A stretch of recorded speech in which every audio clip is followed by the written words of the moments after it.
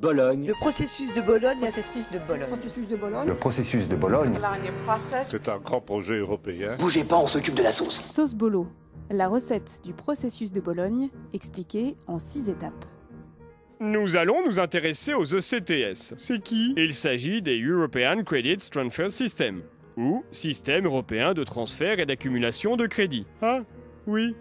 Évidemment. Le dispositif permet de quantifier par des points chaque apprentissage et de valider chaque unité d'enseignement afin de les faire reconnaître dans chacun des pays participant au processus. Naturellement, les ECTS offrent à l'étudiant plus de souplesse dans l'organisation de sa formation et l'assurance de pouvoir accumuler et transférer les crédits des enseignements suivis dans un autre pays. Les ECTS favorisent les relations de confiance entre établissements, en particulier étrangers. C'est ce qui prouve que tu as bien suivi le cours et que tu as gagné ton année en gros. En gros, quand tu choisis un cours, que tu fais un cours pendant ton année, les points que tu dois avoir pour qu'on considère à la fin de cette année que tu as fait ton taf en gros et que de toute façon on avait un minimum de cours du coup à suivre et après on peut toujours en faire plus mais voilà. Je faisais, alors c'était pas mal parce qu'en fait on pouvait choisir un peu ses cours à la carte pourvu qu'ils soient validés des ECTS. Je sais pas quand exactement ça s'est mis en place mais en tout cas on n'en avait pas vraiment parlé avant de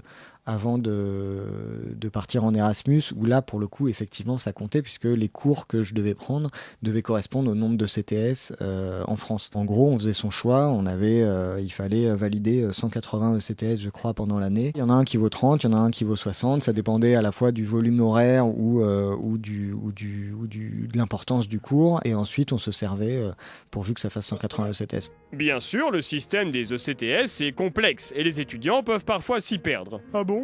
Bonjour, j'ai validé plusieurs ECTS dans différents pays, je voudrais savoir si j'ai mon diplôme au final. Oula, ça je peux pas vous le dire monsieur. Et qui peut me le dire? Il n'y a qu'un seul homme qui détient le savoir des ECTS. Et il est où? La légende raconte qu'il est visible tout en haut d'une montagne les soirs de pleine lune.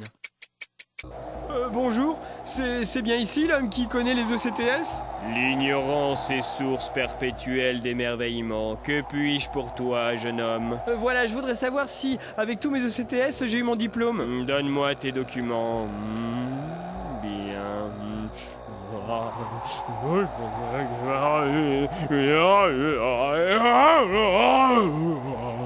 Ça va? Tu as ton diplôme, pars en paix, jeune étudiant. Vous pouvez me faire un tampon? Alors, les Finlandais, ils sont super chauds du crédit ECTS parce qu'en fait, ils avaient une plateforme et en fait, il y avait un système de modules et on choisissait les modules. Donc celui-là, il valait 5, celui-là, il valait 3, celui-là, il valait 7. En fait, on le faisait en ligne. Tout ne valait pas la même chose, quoi. Donc des fois, il fallait vraiment faire 2 ou 3 travaux. Donc on se disait, ouais, bon, c'est 7 crédits, mais...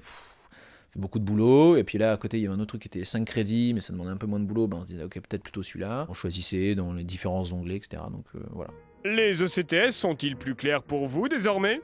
Non, peu importe. Rassurez-vous, la prochaine fois nous allons évoquer un sujet plus abordable. Lequel? La mobilité des étudiants. Chic. Bologne. Le processus de Bologne. Processus de Bologne. Processus de Bologne. Le processus de Bologne.